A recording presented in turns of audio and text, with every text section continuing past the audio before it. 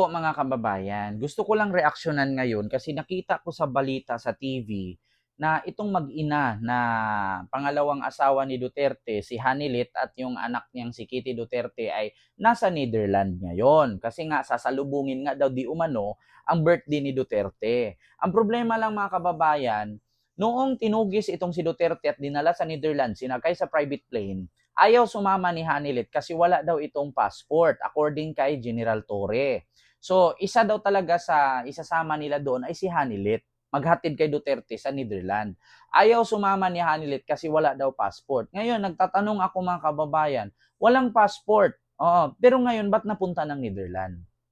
So, sinong niluloko niya? 'Di ba? Porkit ba matanda, ayaw ng samahan. Ito po ang katunayan mga kababayan na mismong si General Torre kinonfirm or kinumpirma na si Hanilit daw po talaga ang isasama nila sa Netherlands nung paghatid kay Digong doon. Ayaw ni Hanilit kasi wala daw passport. So ito. Ang first choice namin doon, si Hanilet. Mm. Ayaw sumama. Ayaw sumama. Hindi kami isang abogado. Nag-volunteer nga si E.S. Mijanlea. Mm. Kaya nga, na-delay pa yun. Okay. Kasi nga, nagpalit pa ng manifest. Nagpalit ng manifest dahil ang nakasulat sa manifest si Hanilet. Hindi, ayaw lumipad ng aeroplano, ayaw lumipad ng mga piloto kung hindi tama ang manifest. Kasi nga, lisensya naman nila ang nakataya doon. Unauthorized passenger yun pag nagkataon. Ang gulo. Mga isang oras uli na delay yun. Kasi sir, ang first choice namin. So yun po ang kadahilanan. Ang sabi, ayaw sumama ni Hanilit kasi wala daw passport. 'Di ba? Oo. Oh. Ayan o. Ang first choice namin doon, si Hanilet. Oh. Ayaw sumama. So, hindi kami isang abogado. Nag-volunteer nga si E.S. Mijanlea. Oh. So ngayon mga kababayan, ay ang nangyayari, si Hanilit walang passport. Oh, pero eto, i-search natin ha. Wala passport pero ngayon nasa Netherlands na. Oh, ayan na mga kababayan. Oh. Napanood niyo na ba itong video na to? Ayan na. Akala ko ba walang passport? Sa inyo dalawa. Oh. Diba? Kumusta inyo? Kumusta inyo Kuya Hima? Mayo. Kapoy lang. Gapon. Oh, akala ko ba walang passport si Hanilit? Bakit ngayon nasa Netherlands na? So anong nangyari? Oh. So niloloko nila yung taong bayan. Sinungaling. Alam nyo naman ang sinungaling kapatid na magnanakaw. Isa pa nga doon sa interview niya, no, sa SMNI, napanood ko yun, yung rally-rally sa Liwasang Bonifacio, nang sabi niya, si Digong daw, pasigaw-sigaw lang daw yan, pero hindi marunong magalit. Never nga daw yan nagkaroon ng baril at never daw yan pumatay. O, kung never nagkaroon ng baril at never pumatay, kasi ito sa totoo lang, mga sinungaling talaga sila mga kababayan. Si Hanilet, sabi, si Digong, walang pinatay. Never daw pumatay. Ito, mga kababayan. Ang first choice namin, Hindi na tulo.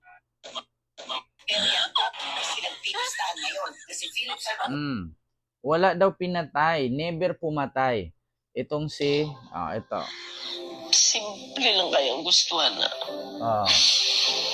Hindi private yung gipatay na utangin mo siya. Ito, kidnap ninyo. Pag 80 years old na guna siya.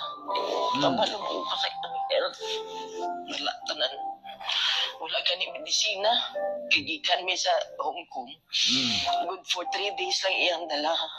Pati sa Nina. Grabe, abuso. Grabing abuso daw. Tapos? Grabe. Wala mo na siya ni trigger kung pusil. Maski isa. Wala mo na siya. Wala daw mag-trigger ng baril maskin isa. Wala daw.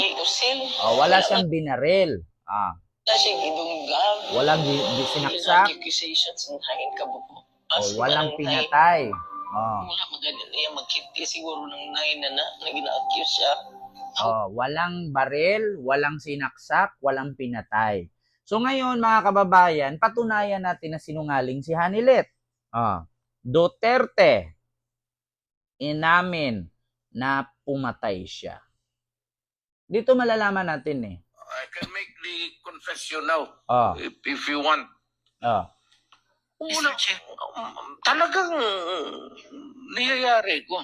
mm, Meron akong death squad. oh, Death squad. mm, Pero hindi yung mga pulis. oh, Sila rin yung mga gangster. oh, Yung isang Mr. Chair? gangster, utusan ko. oh, Patayin mo yan, kaya kung hindi mo patayin yan, patayin kita ngayon. oh, diba? Inamin ni Digong, meron siyang squad, death squad.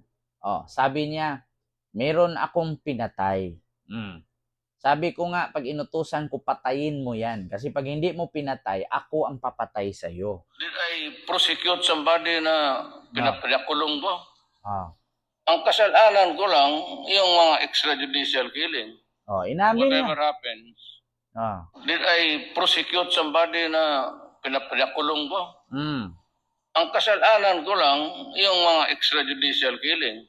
oh, so extrajudicial killings. Inamin niya.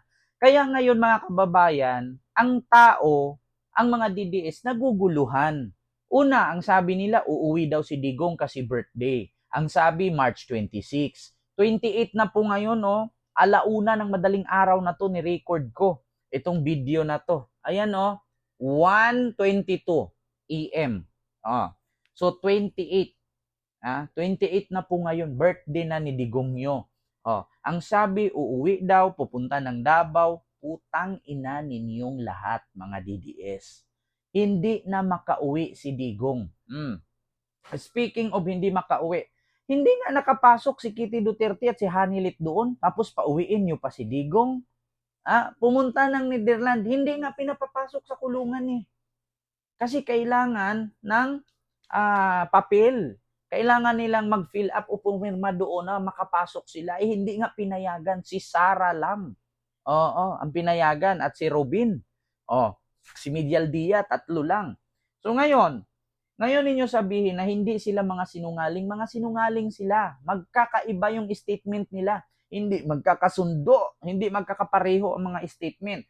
Sabi ni Hanilet, wala siyang passport kaya hindi siya makasama ng Netherlands sa paghatid kay Digong nung pag-aresto ng ICC. Sabi ni General Torre, napaka-imposible naman na wala siyang passport, galing siyang Hong Kong. Tapos ngayon magugulat ang sambayan ng Pilipino, nandun sila. So ano ibig sabihin no? Nung hinuli, hindi mo mahatid-hatid, tapos ngayon ng birthday na alam mo malapit ng matsugi at may matatanggap kang mana, tsaka ka magpapakita doon. Anong sasabihin ng mga supporter ni Digong? Niloloko nyo sila. Mga sinungaling kayo. Di ba? Tapos ngayon, papaasahin nyo yung mga DDS na bobo, tanga, uto-uto, inutil, hampas lupa, mahirap, walang pera, at mga pangit ang lahi na makakauwi si Digong. Ending, hindi naman pala makakauwi kasi nga bawal. Hindi nga pinapasok si Hanilit at si Kitty tapos pauwiin nyo si Digong. Ano kayo na naginip habang dilat ang mata? Ba't hindi pag-untog yung ulo ninyo ng mga magising kayo sa katotohanan? Di ba? Kaya nakakapagtaka lang. Walang passport, pero napunta ng Netherlands. Anyari? So ibig sabihin, sinungaling. Ang sinungaling, kapatid na magnanakaw. So sino pang paniniwala sa inyo ngayon? So yun lang yung reaction ko mga kababayan. Hindi daw nakapatay si Digong, hindi daw humawak ng baril, kunwari lang daw yan siga-siga pero hindi marunong magalit. Parang si Digong nga inamin, wala naman akong prosecute na tao. Ang problema lang dun, kasalanan ko yung extrajudicial killings. So inamin niya na may pinatay siya. So yun lang, yung aking reaction mga kababayan. Diba? So maraming salamat. God first.